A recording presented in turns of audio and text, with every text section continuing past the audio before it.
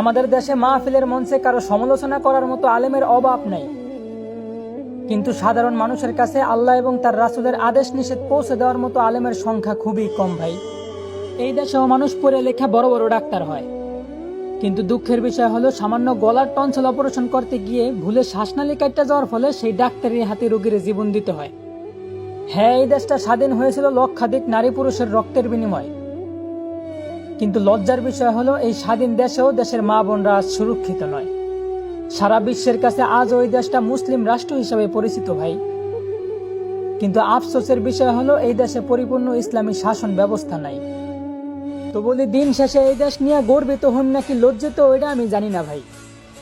তো এতটুকু জানি যে এই দেশ নিয়ে গর্ব করা আর সিটি গোল্ডের চেইনরে স্বর্ণের চেইন মনে করা, দুটোটা একই ভাই।